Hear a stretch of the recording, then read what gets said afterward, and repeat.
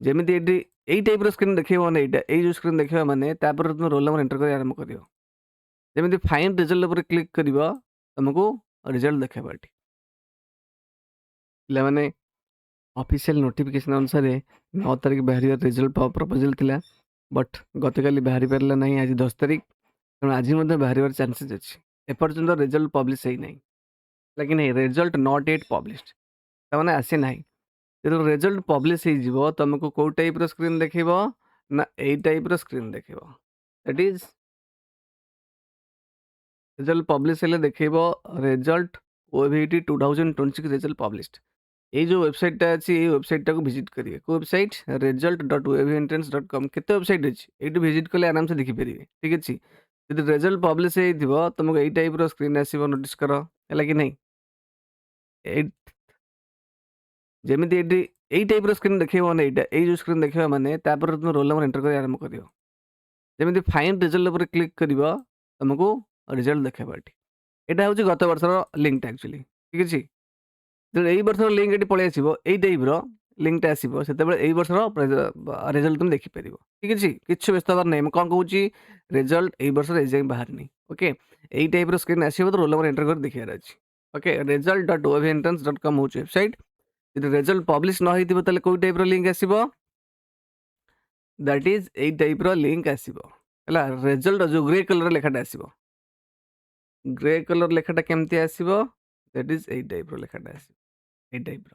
ତ ସେତେବେଳେ ଯଦି ରୋଲ୍ ନମ୍ବର ଏଣ୍ଟର କରିବ ତୁମକୁ ଫାଇଣ୍ଡ ରେଜଲ୍ଟ ନହେଲେ ଲେଖାଉଛି result may be live on 10th February. ଆଜି ଆସିପାରିବ, ଆଜି ଆସିବାର ଚାନ୍ସେସ୍ ବି ଅଛି। ଆଜି ନ ଆସିଲେ ପୁଣି କାଲି ଆସିବ, କିଛି କହିହେବ ନାହିଁ। ଠିକ୍ ଅଛି। ଏଇଥିଲା ନୋଟିଫିକେସନ୍। ଆଉ ରେଜଲ୍ଟ ବାହାରିଲା ପରେ ମେରିଟ୍ ଲିଷ୍ଟ ବି ଦରକାର। ତ ଆମେ ମଧ୍ୟ ଗତ ବର୍ଷ ମଧ୍ୟ ମେରିଟ୍ ଲିଷ୍ଟ ବାହାର କରିଥିଲୁ, ଏବଂ ଆମର ଯେଉଁ ଅଫିସିଆଲ ମେରିଟ୍ ଲିଷ୍ଟ ବାହାରିଥିଲା ଏପ୍ରିଲ ପାଖାପାଖି, ହେଲା କି ନାହିଁ, ମାର୍ଚ୍ଚ ଲାଷ୍ଟ ୱିକ୍ରେ ଆସିଥିଲା, ଅଫିସିଆଲ ପବ୍ଲିଶ ହେଇଥିଲା, ଯେଉଁଟାକି ଆମେ ତା'ର 1.5 ମାସ ପୂର୍ବରୁ ପବ୍ଲିଶ କରିଥିଲୁ।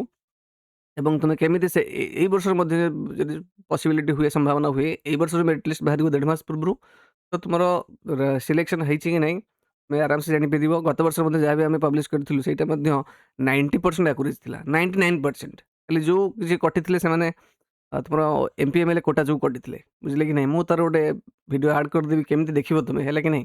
ପିଲାମାନେ ଆଜି ଆମେ ଡିସ୍କସନ୍ କରିବା ଗତ ବର୍ଷର କଟ୍ ଅଫ୍ କେତେ ଯାଇଥିଲା ଏବଂ ଗତ ବର୍ଷର ର୍ୟାଙ୍କ ଲିଷ୍ଟ ବିଷୟରେ ଡିସ୍କସନ୍ କରିବା, ତା ସହିତ ଏଇ ବର୍ଷ କଟ୍ ଅଫ୍ କେତେ ଯିବ। ଠିକ୍ ଅଛି। ତ ମନେ ରଖିଥାନ୍ତୁ, ଯେହେତୁ ଏଇ ବର୍ଷ କ୍ୱେଶ୍ଚନ୍ ବହୁତ ସହଜ ଥିଲା, ତେଣୁ ଗତ ବର୍ଷ ଅପେକ୍ଷା କଟ୍ ଅଫ୍ ନିଶ୍ଚିନ୍ତ ଅଧିକା ଯିବ, 4-5 ମାର୍କ ଅଧିକା କଟ୍ ଅଫ୍ ଆସିବ। ଠିକ୍ ଅଛି। କାରଣଟା ହେଉଛି ଏଇ ବର୍ଷ କ୍ୱେଶ୍ଚନ୍ ବହୁତ ସହଜ ଥିଲା। ଓକେ, ତ ଆମେ ଡିସ୍କସନ୍ କରିବା ପୂର୍ବରୁ ଗୋଟେ ଇମ୍ପୋର୍ଟାଣ୍ଟ କଥା କହି ରଖୁଛି, ଆମେ ମଧ୍ୟ OAVରେ ସିଲେକ୍ଟେଡ୍ ହେଇଥିବା ପିଲାମାନଙ୍କୁ ଅନଲାଇନ୍ ମାଧ୍ୟମରେ ପଢ଼ାଉ। ତ ସିମ୍ପଲ୍ ପୁରା ପିଓର ଓଡ଼ିଆ ବ୍ୟାକଗ୍ରାଉଣ୍ଡରୁ ଆସିକି ଆମ ପାଖରେ ଅନଲାଇନ୍ରେ ପଢ଼ିକି ତ ପିଲାମାନେ ଦେଖନ୍ତୁ କେତେ ଭଲ ସ୍କୋର କରିଛନ୍ତି। ଠିକ୍ ଅଛି। ଦେଖନ୍ତୁ ଏଇ ଯେଉଁ ପିଲାମାନେ 2024ର, ଏବେ ହେଉଛି ମୁଁ 5 ଇୟର୍ସ ହେଲା ପଢ଼ଉଛି, ଏଇଟା ହେଉଛି 24-25ର ହାଫ୍ ଇୟରଲି ରେଜଲ୍ଟ। ନବୋଦୟରେ ସିଲେକ୍ଟେଡ୍ ହେଇଥିବା ପିଲାମାନେ, ଏଠି ଗତ ବର୍ଷର ଆନୁଆଲ ଏକ୍ଜାମ୍ ରିପୋର୍ଟ, ଏଇଟା ହେଉଛି ପିଲାମାନଙ୍କର ରିପୋର୍ଟ, ହେଲା କି ନାହିଁ, ସବୁ ଅଥେଣ୍ଟିକ୍ ରିପୋର୍ଟ। ଏଇଟା 24ର ଆନୁଆଲ ଏକ୍ଜାମ୍ ରେଜଲ୍ଟ। ଓକେ, ତେଣୁ ଆମେ ପିଲାମାନଙ୍କର ସେଇ ବେସିକ୍ ଜିନିଷଟା କ୍ଲିୟର କରୁଛୁ, ଯେଉଁଥିପାଇଁ ପିଲାମାନେ ଭଲ ପରଫର୍ମାନ୍ସ କରୁଛନ୍ତି। ତ ଆପଣଙ୍କ ପିଲା ଏଇ ବର୍ଷ ସିଲେକ୍ସନ୍ ହେଲେ ନିଶ୍ଚିତ ଆମ ପାଖରେ ଜଏନ୍ କରିପାରିବେ। ଏଠି ମଧ୍ୟ ଅନଲାଇନ୍ ବ୍ୟାଚ୍ର କଣ୍ଟାକ୍ଟ ନମ୍ବର ଦିଆହେଇଛି 9439220537। ଏଇ ନମ୍ବରରେ ହ୍ୱାଟ୍ସଆପ୍ ଅଛି, ତା ସହିତ ଆପଣ କଣ୍ଟାକ୍ଟ ବି କରିପାରିବେ, ହ୍ୱାଟ୍ସଆପ୍ ମେସେଜ୍ କରିପାରିବେ। ନିଶ୍ଚିତ ତାପରେ ଆପଣ ଜଏନିଂ ପ୍ରୋସେସ୍ ବୁଝେଇ ଦିଆଯିବ। ଠିକ୍ ଅଛି। ତ ଏବେ ଆମେ ଡିସ୍କସନ୍ ଆରମ୍ଭ କରିବା। ଓକେ, ତ ଏଇଟା ହେଉଛି ଆପଣଙ୍କର OAV ଦୁଆ ବାଲିକୁଦା ବ୍ଲକ, ଜଗତସିଂହପୁର ଡିଷ୍ଟ୍ରିକ୍ଟର। ସେସନ୍ ହେଉଛି 25-26, ମାନେ ଗତ ବର୍ଷର କଟ୍ ଅଫ୍। ଓକେ, ସେମାନଙ୍କ ଅନରିଜର୍ଭ କ୍ୟାଟେଗୋରୀର ଭ୍ୟାକେନ୍ସି ଅଛି କେତେ ନା 64 ଭ୍ୟାକେନ୍ସି। ତ ଏଇଟା ଗତ ବର୍ଷର ନାହିଁ, ନୋଟିସ୍ କରନ୍ତୁ, ଏଇଠି ଲେଖା ହେଇଛି ଡେଟ୍ ହେଉଛି 19/3/2025ରେ ଏଇଟା ପାସ୍ ହେଇଛି। ତ ଏଇଟା 19/3ରେ ପାସ୍ ହେଇଛି, ମାନେ ଏପ୍ରିଲ ମାସରେ ଆକ୍ଚୁଆଲି ମ୍ୟାକ୍ସିମମ୍ ମାର୍ଚ୍ଚ ଲାଷ୍ଟ ୱିକ୍ରେ ଆସିଛି ଏମାନଙ୍କର ସବୁ ଅଫିସିଆଲ ମେରିଟ୍ ଲିଷ୍ଟ, ହେଲା କି ନାହିଁ। ଆପଣ ଡେଟ୍ରୁ ଆପଣ କନଫର୍ମ ହେଇଗଲେ ଏପ୍ରିଲ ମାସ ପାଖାପାଖି ଲାଷ୍ଟ ୱିକ୍ ମାର୍ଚ୍ଚରେ ଆସିଛି। କିନ୍ତୁ ଏଇ ଯେଉଁ ଅଫିସିଆଲ ମେରିଟ୍ ଲିଷ୍ଟ ବାହାରିବା ପୂର୍ବରୁ ଆମେ ମଧ୍ୟ ଗୋଟେ ପ୍ରୋଭିଜନାଲ ମେରିଟ୍ ଲିଷ୍ଟ ବାହାର କରିଥିଲୁ। ଠିକ୍ ଅଛି। ଏଇଟା ଆମ ମାନେ ଯେଉଁ କୋଚିଂ କ୍ଲାସ୍ ତରଫରୁ। ଏଇଠି ଦେଖନ୍ତୁ, ଏ ଯେଉଁ ପିଲା ଅଛି ତାର roll number 2416 something, Swayamshree Mohanty. ବର୍ତ୍ତମାନ ତାର ରୋଲ୍ ନମ୍ବରଟା ମୁଁ ସର୍ଚ୍ଚ କରିବି, ଏଇଟା ହେଉଛି ଆମ ଡାଟାବେସ୍ରୁ। ଠିକ୍ ଅଛି। ସେଇଟା ଆମେ ପାଖାପାଖି 1.5 ମାସ ପୂର୍ବରୁ ପବ୍ଲିଶ କରିଥିଲୁ, ଏବଂ ପିଲାମାନେ ଜାଣିପାରିଥିଲେ ସେମାନଙ୍କର ସିଲେକ୍ସନ୍ ହେବ କି ନାହିଁ, ବିକଜ ରେଜଲ୍ଟ ବାହାରିଲା ଫେବୃଆରୀ 9, ମାର୍ଚ୍ଚ ଲାଷ୍ଟରେ ଯାଇକି ବାହାରିଲା ମେରିଟ୍ ଲିଷ୍ଟ। ତେଣୁ ସେଇ ଯେଉଁ ପିଲାମାନଙ୍କ ଭିତରେ ଯେଉଁ ପ୍ୟାରେଣ୍ଟସ୍ ମାନଙ୍କ ଭିତରେ ଯେଉଁ ଥାଏ କ'ଣ ହେବ କ'ଣ ନାହିଁ, ତ ସେଇଟା ଆମେ ୱିଦିନ୍ ଫ୍ୟୁ ୱିକ୍ସ ଆମେ ସେ ମାନେ ପିଲାମାନଙ୍କର ସେ ଯେଉଁ କନଫ୍ୟୁଜନଟା ଆମେ ଦୂର କରିଦେଇଥିଲୁ, ସେ ଯେଉଁ ଓରିନେସଟା। ତ ଆପଣ ଏଇ ବର୍ଷ ରେଜଲ୍ଟ ବାହାରିଲେ 2026ରେ ମଧ୍ୟ ଆପଣ ର୍ୟାଙ୍କ ଦେଖିପାରିବେ। କେମିତି ଦେଖିବେ?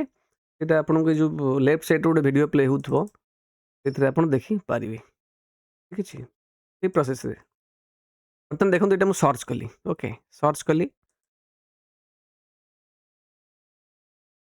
ତখন ଲେଖା ହେଇଛି ଜଗତସିଂହପୁର, ଆପ୍ଲାଇଡ୍ ୱେବ୍ ହେଉଛି ବିଦୁଆ, ବ୍ଲକ୍ ହେଉଛି ବାଲିକୁଦା, ହେଲା କି। ଜେନେରାଲ ଭ୍ୟାକେନ୍ସି 64, ତା ଦେହରୁ ଓମେନ୍ ସିଲେକ୍ସନ୍ ହେବେ 32ଟା, ଏସି ଭ୍ୟାକେନ୍ସି ହେଉଛି 16ଟା, ଏସି ଓମେନ୍ ଭ୍ୟାକେନ୍ସି ଅଛି 8ଟା। ତ ପ୍ରଥମ ପିଲା ଦେଖନ୍ତୁ କେତେ ଆକୁରେଟ୍ ଦେଖନ୍ତୁ। 1 ନମ୍ବରରେ ଅଛି ସ୍ୱୟଂଶ୍ରୀ ମହାନ୍ତି, 2 ନମ୍ବରରେ ଅଛି ରୁଦ୍ରପ୍ରକାଶ ଭୋଳ, ଯେଉଁଟାକି ଆମେ ଅଫିସିଆଲ୍ ମେରିଟ୍ ଲିଷ୍ଟର 1.5 ମାସ ପୂର୍ବରୁ ପବ୍ଲିଶ କରିଥିଲୁ। ଓଡ଼ିଶାରେ ବହୁତ ଲୋକ ଦେଖିକି ମଧ୍ୟ ମାନେ ସେ ଯେଉଁ ଚିନ୍ତାଟା ତାଙ୍କର ଦୂର ହେଇଥିଲା। ଠିକ୍ ଅଛି, ରୁଦ୍ରପ୍ରକାଶ ଭୋଳ ସେକେଣ୍ଡରେ, ଦିବ୍ୟାଶ୍ରୀ ମହାନ୍ତି ଥାର୍ଡ଼ରେ, ପ୍ରତୀକ ବିଶ୍ୱାଳ, ପୁରା ର୍ୟାଙ୍କ ୱାଇଜ୍ କନଫର୍ମ ଦେଖନ୍ତୁ କେତେ। 10 ନମ୍ବର ର୍ୟାଙ୍କରେ କିଏ ଅଛି? ବିଶ୍ୱରୂପା ବେହେରା। ଏଠି 10 ନମ୍ବର ର୍ୟାଙ୍କରେ କିଏ ଅଛି? ବିଶ୍ୱରୂପା ବେହେରା, ହେଲା କି ନାହିଁ। ମନେକର ଦେଖିବା 20 ନମ୍ବର ର୍ୟାଙ୍କରେ, 20 ନମ୍ବର ର୍ୟାଙ୍କରେ କିଏ ଅଛି? ଶ୍ରୁତି ସ୍ୱୟଂ ଜେନା। ଏଠି 20 ନମ୍ବର ର୍ୟାଙ୍କରେ କିଏ ଅଛି ଦେଖିବା? ମାନେ ଶ୍ରୁତି ସ୍ୱୟଂ ଜେନା। ପିଡିଏଫ୍କୁ ଦେଖିବେ, ଏପଟରେ ସ୍କ୍ରିନ୍କୁ ଦେଖିବେ, ହେଲା କି ନାହିଁ। ତ ପିଡିଏଫ୍ଟା ହେଉଛି official merit list. Official merit list 1.5 ମାସ ପୂର୍ବରୁ ଆମେ ପବ୍ଲିଶ କରିଥିବା ର୍ୟାଙ୍କ ହେଉଛି ଏ ଯେଉଁଟା ଦେଖାଉଛି ଆପଣଙ୍କର ଗ୍ରିନ୍ରେ। ଓକେ, ଦେଖନ୍ତୁ କେତେ ଆକୁରେଟ୍ ର୍ୟାଙ୍କ ଅଛି। 30ରେ କିଏ ଅଛି? ନିରାକାର ବିଶ୍ୱାଳ। 30ରେ କିଏ ଅଛି? ନିରାକାର ବିଶ୍ୱାଳ। ଅଫିସିଆଲ୍ ମେରିଟ୍ ଲିଷ୍ଟ ପିଡିଏଫ୍କୁ ଦେଖନ୍ତୁ ଏବେ, ନିରାକାର ବିଶ୍ୱାଳ ଅଛି 30ରେ। ଓକେ, ତାପରେ ଯିବା ଆମେ କେଉଁଠିକି? 40 ନମ୍ବର ର୍ୟାଙ୍କକୁ। 40ରେ କିଏ ଅଛି? ସୌମ୍ୟାରାଣୀ ବାହିର। ପିଡିଏଫ୍କୁ ଦେଖିବା ବର୍ତ୍ତମାନ, ଏଇଟା ହେଉଛି 40 ର୍ୟାଙ୍କର। ଦେଖନ୍ତୁ ଏଠି ଆମ ମେରିଟ୍ ଲିଷ୍ଟଟା ବାହାର କରିଥିଲୁ 1.5 months ବିଫୋର୍। ଏଠି 40ରେ ଅଛି ସୌମ୍ୟାରାଣୀ ବାହିର। ଠିକ୍ ଅଛି, ପୁରା କେତେ ଆକୁରେଟ୍ ଦେଖନ୍ତୁ। ଚେଞ୍ଜେସ୍ କେଉଁଠି ହେବ?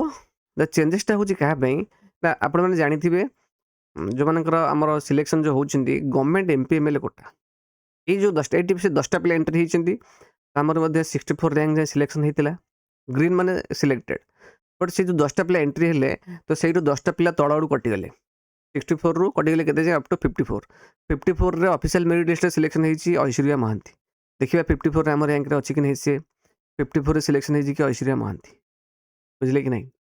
ତ କଟଅଫ୍ ଗଲା ସେଠି କେତେ? 37 ହେଉଛି ଜେନେରାଲ କାଟାଗୋରୀ। ଏଠି ବି କଟଅଫ୍ ଯାଇଛି 37 ଯାଇଛି। କେତେ?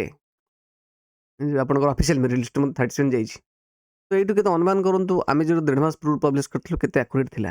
ତ କେବଳ ସେ ଚେଞ୍ଜ ହେଲା କାହା ପାଇଁ ନା, ଗଭର୍ଣ୍ଣମେଣ୍ଟ ଏମ୍ପି ଏମ୍ଏଲ୍ଏ କୋଟା ପାଇଁ ଚେଞ୍ଜ ହେଲା। ତେଣୁ ଏଇ ବର୍ଷ ରେଜଲ୍ଟ ବାହାରିଲେ 2026ରେ ବାହାରିବ, 9ରେ ବାହାରିବ ମେରିଟ୍ ଲିଷ୍ଟ। ତାର କିଛି ଦିନ ଭିତରେ ଯଦି ଠିକ୍ ଠାକ୍ ସବୁ ଚାଲିବ, ର୍ୟାଙ୍କ ବି ବାହାରିବ, ତ ଆପଣ ନିଜେ ତାର 1.5 ମାସ ପୂର୍ବରୁ ଆପଣଙ୍କର ଯେଉଁ ଚିନ୍ତା ଥିବ ପିଲା ସିଲେକ୍ସନ୍ ହେବ କି ନାହିଁ, ସେଇଟା ବି ଦୂର କରିପାରିବେ। ଆଉ କେମିତି ଯେଉଁ ର୍ୟାଙ୍କ ଦେଖିବେ ଅଫିସିଆଲ୍ ମେରିଟ୍ ଲିଷ୍ଟର ପୂର୍ବରୁ, ସେଇଟା ଯେଉଁ ସାଇଡ଼୍ରେ ଯେଉଁ ଲେଫ୍ଟ ସାଇଡ଼୍ରେ ଯେଉଁ ଭିଡ଼ିଓ ପ୍ଲେ ହେଉଛି, ସେ ଭିଡ଼ିଓରେ ବୁଝାଯାଇଛି। ବା ସିମ୍ପଲ୍ ବୁଝା ତ ଯାଇନି, ସିମ୍ପଲ୍ କୁହାହେଉଛି ତାର ସ୍କ୍ରିନଶଟ୍ ମାଧ୍ୟମରେ। ଆପଣ ସେଇ ପ୍ରୋସେସ୍ ଯାଇକି OAV ଏକାଡେମୀ ମ୍ୟାପ୍ ଡାଉନଲୋଡ଼ କରିକି ସେଇଠି ମେରିଟ୍ ଲିଷ୍ଟ ସେକ୍ସନ୍ ଭିଜିଟ୍ କରିକି ଦେଖିପାରିବେ। ଠିକ୍ ଅଛି, ରେଜଲ୍ଟ ବାହାରିଲା ପରେ ଯାଇକି ଯାହା ହେବ। ଓକେ, ତା ପୂର୍ବରୁ କିଛି ର୍ୟାଙ୍କ ଆସିପାରିବ ନାହିଁ।